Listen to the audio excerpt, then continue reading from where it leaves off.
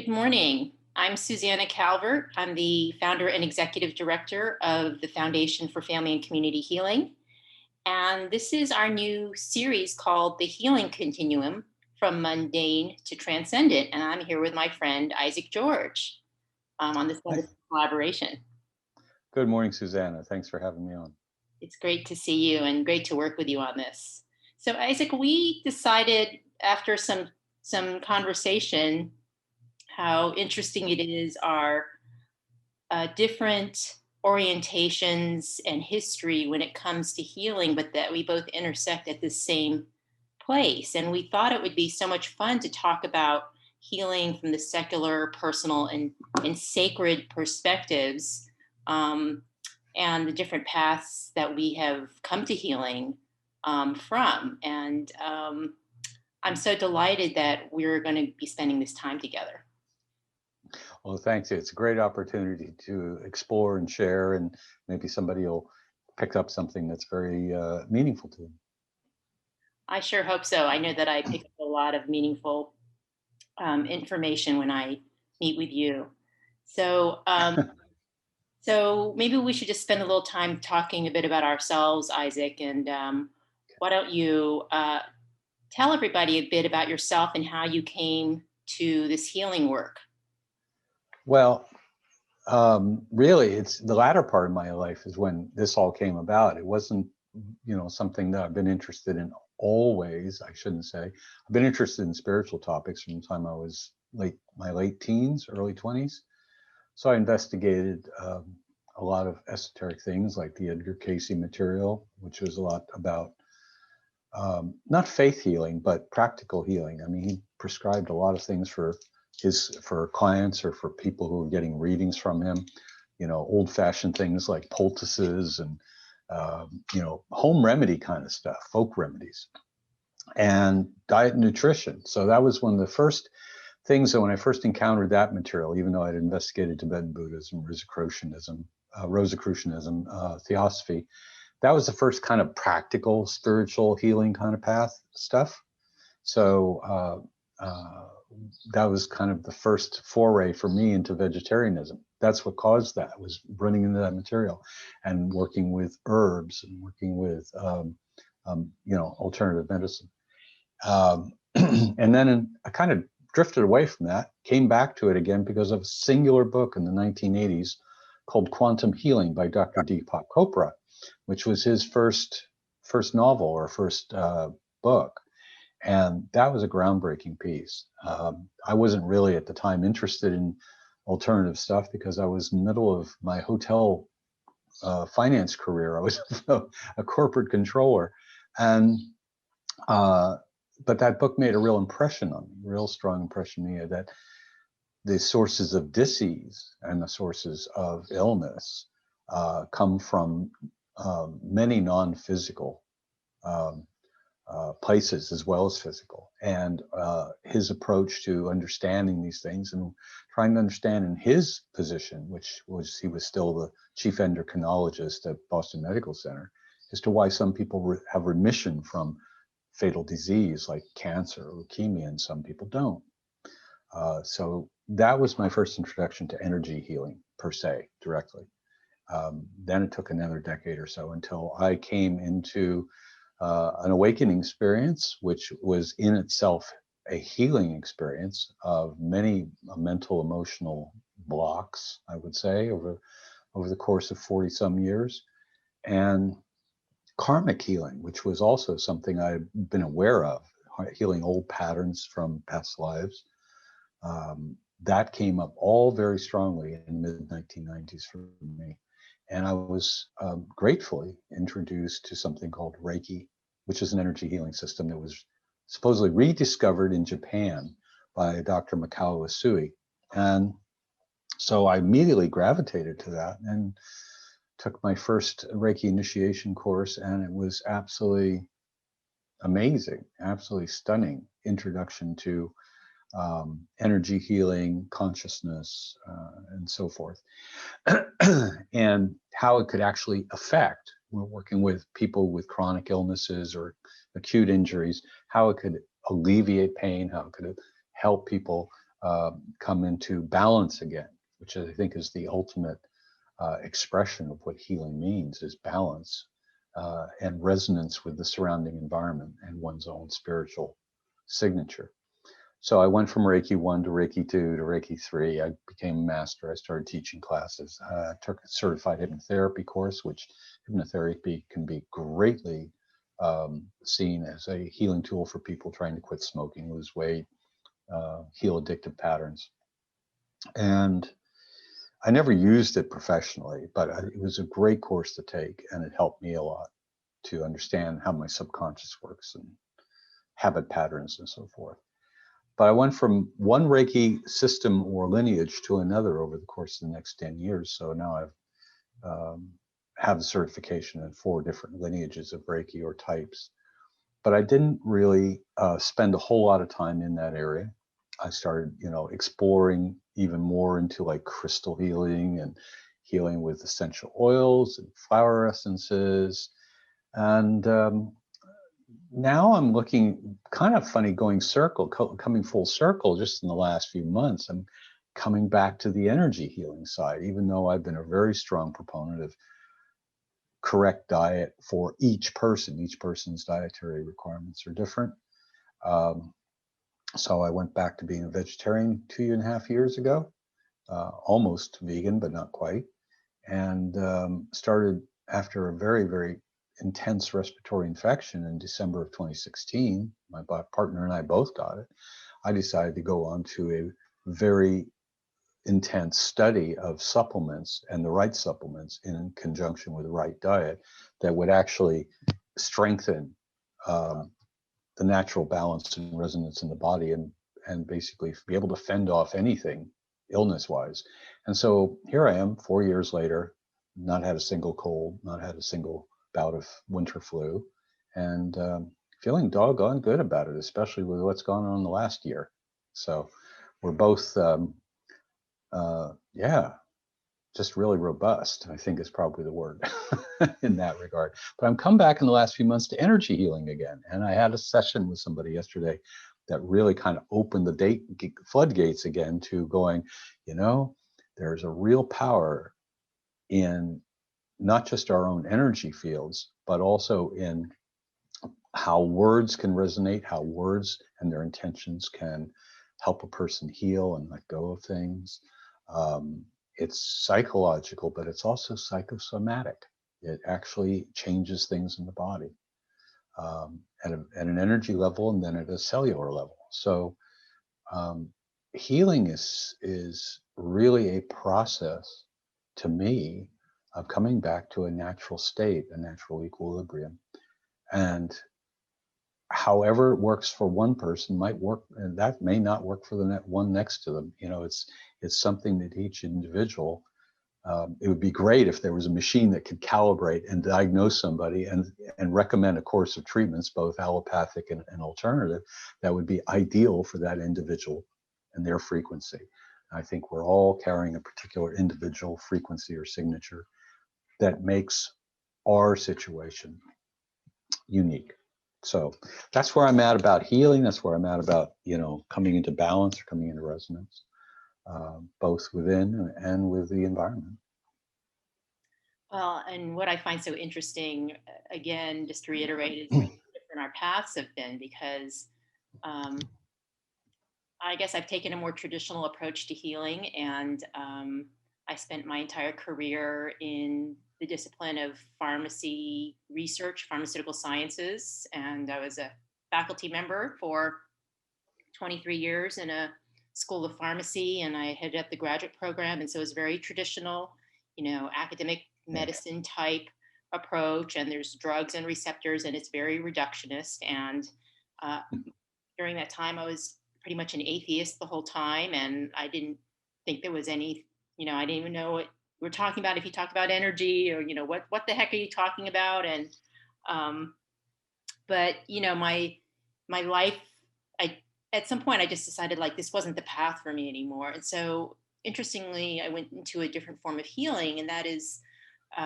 more on the psychosocial, and started to do professional development work, personal development, career development, leadership development, and based on the science of positive psychology, which is the science of well-being. And I even went back to school to get a degree and several coaching credentials to help us remember how to thrive, because to me that's a form of healing too, Mhm. because the way our societies are, we've evolved and have valued sort of this very unhealthy lifestyle and culture where we're valuing the things that don't actually empirically have been shown to not bring us happiness and life satisfaction. And so we put all our emphasis on these things and we forget the things that matter most, like our relationships and the things that are meaningful.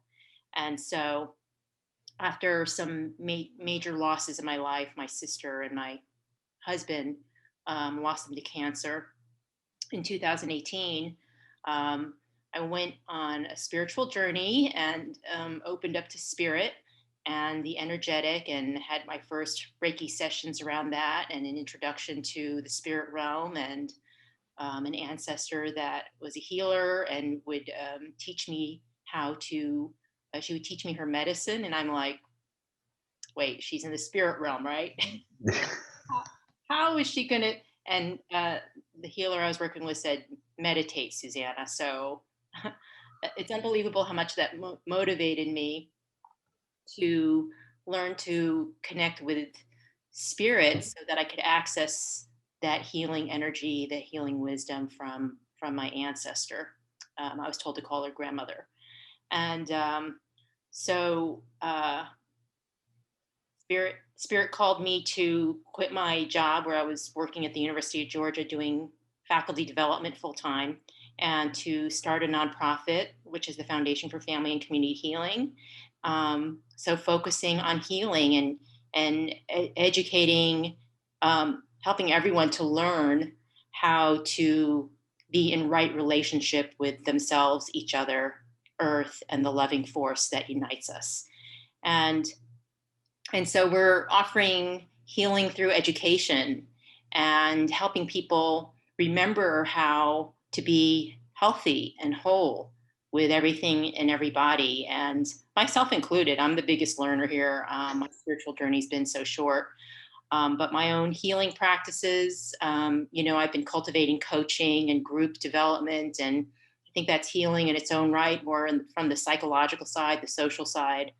I've been helping people. I call myself a calling counselor. So I think connecting with, even though I didn't really think of it as a spiritual thing, it felt spiritual, and I know it is, and that I've always been tinkering around the edges of that sort of holistic wellness, that holistic Mm. well-being and integration. Um, and it's been pretty easy transition to just wrap my arms around the entire spectrum, including the divine. And during that point, I also got attuned in Reiki, and it's like a kindergarten compared to you, Isaac. But Oh, finally been able to access grandmother as well as other spiritual healing entities that has informed my healing work, my energy work. So that's been really beautiful. So I love, like, us coming from such different um, backgrounds. Mine very traditional, yours more energetic. Mine has also been very much motivated by Earth. I mean, I'm pescatarian because of Earth and caring for the mm. Earth that way. And we sort of converge here, bringing very unique experiences and ideas. And Yeah, and we're hoping to help everybody, including ourselves, learn uh, how to really foster healing in ourselves and everything. Is that about? absolutely. Yeah. Yeah, it's to, broaden people's perspective if they're hungry to learn, if they're hungry to find out. It really comes down to knowing themselves so well, knowing what works for them and experimenting. This is it's I think we're getting away from that model in which the doctor is seen as sort of some kind of divine authority, the physician, and listening a little bit more to some of the echoes of the past, when there was a particular spiritual teacher in Palestine 2,000 years ago said, "Physician, heal thyself." So when we have the understanding that the power of health, which is to me wholeness, every person carries that automatically within them. It's the things that get in the way that create the imbalances. Could be toxic emotions, toxicity in the environment, toxicity in the food. Um, we live in a soup of electromagnetic waves that didn't exist 170 years ago, artificial ones. And we haven't even scratched the surface yet of understanding the entirety of the electromagnetic spectrum as we can detect at this point. So healing is, to me, accepting and bringing forward, like grandmother in your experience, her innate knowledge that she acquired in a very sort of traditional way, whether it was herbology or energy medicine or whatever, and combining the ancient with the modern. So there's still room for biological chemistry. There's still room for epidemiology. There's still room for epigenetics. Those things are there, but we are seeing the limitations of a completely Newtonian view of the human body and human consciousness. So I like the quote. I don't know who it was, if it was the philosopher, I can't remember her name, American philosopher, said, all these studies about psychology, we understand, and brain chemistry and neurology, we understand the brain, we understand the mind to a certain extent from psychological and psychiatric sciences, but they still don't know what consciousness is. So we have the opportunity here to start approaching health, or the issue or the reason for illness from a completely different perspective. Yeah, I think it's really interesting because, I was trained in a laboratory bench science, and I spent most of my life thinking that everything is discoverable. Like we could potentially learn everything or anything, over time and with the right methodology. And I Mm, had a turning point because my late husband said to me, he asked me if I was spiritual, and I'm like, I don't think so. He goes, well, I go, what do you mean by that? And he said, being spiritual is just believing that there are things we cannot understand. And I just had such an aha moment. And I said, oh, well, I guess I'm actually spiritual because, even though I thought everything was discoverable, I kind of realized in that moment that I didn't believe that anymore. And that is such an incredibly huge paradigm shift from the scientific point of view, because not just physician heal thyself, but as scientist heal thyself. And the entire way we think about healing in our reality is based on this belief that we can measure and understand everything. And when mm, we do that, then we think that the things in our known universe are the only things that really matter and count. So, so if we think about disease in a reductionist fashion, this gene, this receptor, or whatever is yeah. not working or is overproducing, then we can have a drug. I mean, we just think of it as a simple cause and effect between, one molecular entity and another. And we leave so many different options on the table, off the table, in terms of these areas of mystery and energy and holism and systems that are is more an inclusive way to think of systems, Yeah. rather than just the molecular and the cellular. So, and it's playing out in our healthcare system because our healthcare is so advanced, and it's also like unattainable because it's so expensive. And Yeah. so it's just the question of, do we keep using a hammer for every single wellness or healing problem, the same expensive hammer. Yeah. Um, and it's starting to fail. Like we cannot afford it, and it's not available to everybody. And so one of the things I learned when caring for Christopher was that of course, he needed that physical care and consideration, but he also needed the emotional and the spiritual and the psychological. And I feel so does Earth. And so do we all, not just Yeah. in terms of our work-life balance and our self-care, our wellness. Yes, the physical, but really, we just kind of gloss over the emotional, the psychological, the relational, the spiritual. And it's time to do a deep dive and harvest all of the opportunities and Yeah. gifts in those other realms so that we can really be whole. Yeah. I completely concur with that assessment.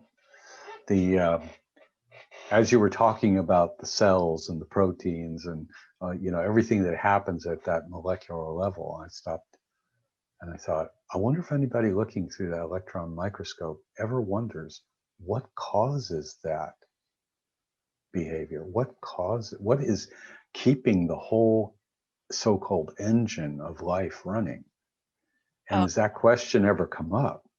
oh well, we know the answer because there's mitochondria and No. ATP No, and but what makes that happen? yeah. What is the innate intelligence in the body that converts proteins to ATP? I mean, or vice versa. I keep getting them back to front. Well, it Um, would be a Darwinian explanation, that is all evolved by, you know, natural selection, starting with the simplest organisms. But I think to me the question is more about that consciousness and yeah, what animates the being to continue to live. Like 1 minute it's living, and 1 minute, it isn't. in theory, Hmm. medically not living because the heart's not beating. So, I think I think that's where science kind of draws a line and just throws up their hands, with the exception of physics. Like physics is starting to dive into that, which is Yeah, interestingly the most reductionist and also broadest view at the same time. And I think a lot of biological and biomedical sciences are still just kind of doing the putting their um, covering their ears and eyes, the three monkeys. on the topic because it's too confusing. But there are places, there are academic centers like at UVA starting to study consciousness and spiritual things. And yeah, I think maybe some of that's going to start opening up soon. Well, Dr. Bruce Lipton and some of the Dr. David Suzuki, these are the people that are challenging scientism or the orthodoxy. Um, and they've been around for a long time. Um, Not well preaching, but trying to get people to understand the linkage between consciousness, thought, and health, and especially emotional linkage. And I think that the idea that well, there's just something wrong under the hood. Let's get you on the operating table and tweak this and poke that and create um, a certain result based on a chain reaction methodology or approach. It just doesn't work anymore. Like you said, it's expensive as heck. Um, and, you know, I don't want to, this is a totally, controversial area, obviously. I mean, what's been going on the last, 11 months. But even with the idea of something like a pandemic, there are people now drawing the line and saying, look, if the statistics in the medical community, if the statistical survival rate is 99.7% and your vaccine is only good to 90%, what is the point? That the point is that with proper nutrition and care, somebody is very capable. Most people are very capable of coming out on the other side of something like this successfully. So I think part of the thing about healing that needs healing is the re-engineering our approach to and our understanding of what the nature of death is. and I think this is a big taboo in most Western cultures, especially in the medical community, is very frank and very, sort of in your face discussion about the nature of death. And right now, what I observe in the world is a huge fear of death becoming so obvious that it's actually invisible, because nobody's talking about it except in stats. Everything's about statistics. And I love Mark Twain said a long time ago, there's lies, there's damned lies, and then there's statistics. So the statistics are being manipulated to create more fear, which engenders more cortisol poisoning, which engenders weakened immune systems, which engenders, and I'm not get into the controversy of the PCR test, which you, I'm sure, are aware of, but it is not a recipe for health. It is not a recipe for balance. It is a recipe for more distortion and disability. Well, and not just on an individual level, but also on a societal level, because I can never remember numbers, but something like the vast majority of our medical expenditures go towards the last few months of life, Yeah, sustaining life.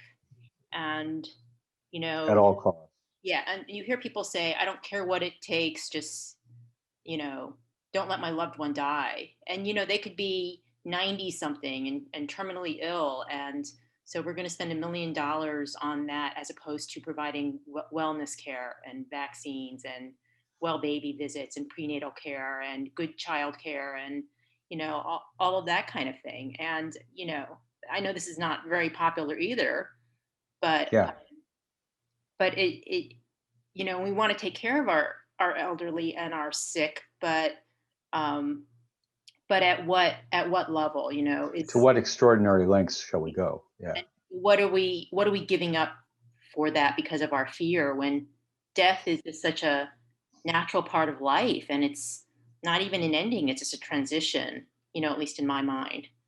um so yeah, yeah, like you're getting into a different car and driving off. you it's know, that balance thing again, right? And it's creating ill health in our communities because of this unstated fear that just drives our decision making. yeah, and I think it's unfounded, especially considering um, the three main redeemer or salvationist religions preach an afterlife, and it's like um, there's a certain disconnect that I find there as to the understanding that if biological life were to be in perpetuity, this planet would have died a long time ago, because it's impossible for it to sustain that kind of population, static population of any species. That's not how nature works. That's not how it works. And we're trying to force nature into a particular bottle, and it's now starting to fight back. We see that in the environmental. We see that in the meteorological aspect. We see it.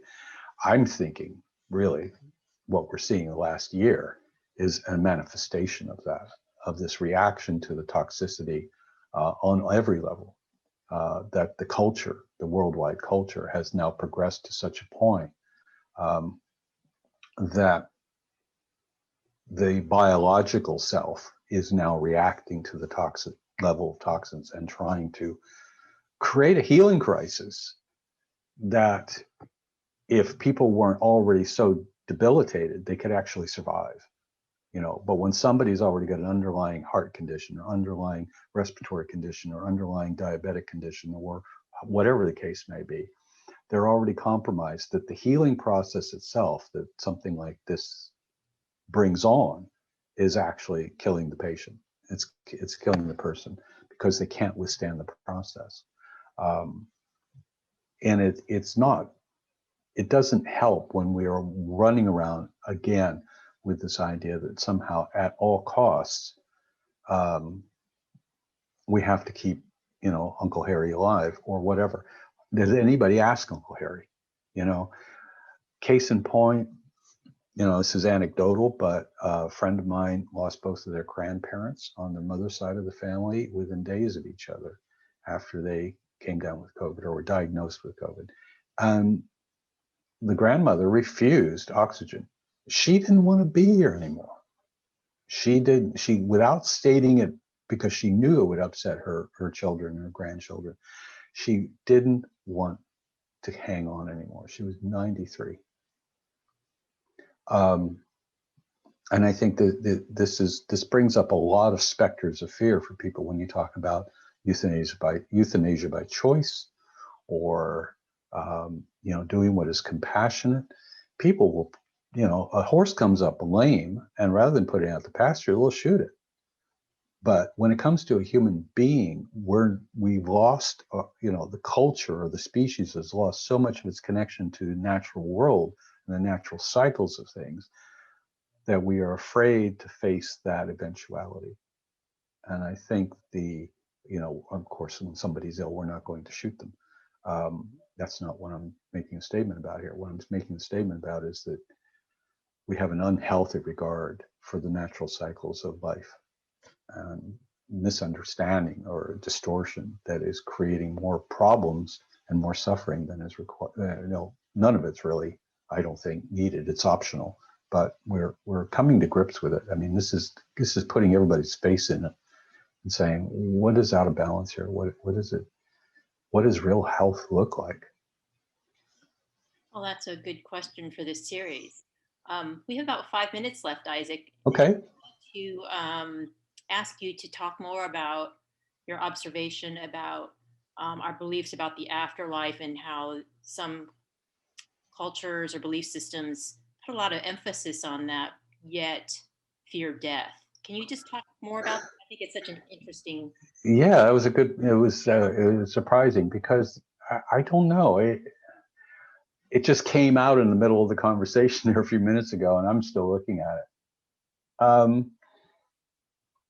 There is an emphasis. I think there's a dualism there, that you talk about. Well, your reward is in the afterlife. You get your goodies in heaven, which sets up the individual. I think subconsciously, it's like a form of programming. Sets up the individual to thinking it's like, oh, well, this is just a life of pain and suffering and hard work, and so I have to accept whatever comes my way as being my lot. This is kind of the Hindu fatalism. Well, I'm just paying back karma for what I did in previous lives, and hopefully I'll evolve into something better next time. So there's that aspect in the Judeo-Christian idiom. It's all about you have one life, not multiple lives like the Hindus, and you have one shot, and if you screw it up, well, you're already kind of like screwed, because you were born in sin and all the rest of it. It's like somebody you never knew or never met screwed it all up for you. Sorry. And hopefully with God's mercy, you'll kind of live forever in eternity in total bliss. And at the same time, there's that hope, that carrot on the stick, and at the same time there's this absolute fear created, because what if I don't make the grade? What if I'm not okay at the time of my last breath? What if? And I think that sets up part of the fear of the death, fear of that doorway, fear of that eventuality at the end of the line, because of number one, it being so unknown, even though there's been massive investigations and testimonials that there is survival after death. Massive evidence to it in modern times, and in the ancient texts and mystical literature. So what's the big deal? The big deal is that you have psychologically pre-programmed an entire belief system that predicates the fear of death based on, am I going to get a reward or get a punishment? And if it's punishment, well, obviously I want to hang around here as long as I possibly can, because I don't want to face that. Interesting. So maybe the people that fear death the most are the ones that feel like they haven't fulfilled their life's purpose. It could be that, or it could be just the expectation that has been inbuilt into the belief system that somehow, um, this is to be feared, just like God is supposed to be feared. It's a real tricky, complicated, convoluted psychological tangle. Um, I, I I know people say, well, why would God let that child suffer and die as a refugee, or die of COVID, or whatever? And it's like, if we could see what we are currently unable to see and understand, then how would that change our perspective? If we could see beyond the physical five senses what is actually occurring, if we could understand at an empathetic and nonverbal level what that soul of that child desires, then we probably wouldn't judge so harshly or react so strongly to what is occurring before our observable vision. Um, so reality needs a redefinition. That's a topic for another series, I think. Um, well, Exactly. this has just been so delightful, Isaac, and I always learn and feel enriched by being with you in conversation. Well, And it works both ways. I'm learning so much more about you and your background, your journey too. So, and that's why we do this. Why the dialogue is useful. I hope for other people to get something out of it they didn't see before or understand before. yes, I think the synergies can be so enriching. Um, Absolutely. so I'm looking forward to our next topic, which is types of healing and healing modalities. And I Sounds great. really enjoyed this time with you, Isaac. Thank you so much. Well, thank you very much, Susanna, and we'll tackle this one next. Awesome. Take care. You too. Have a great weekend.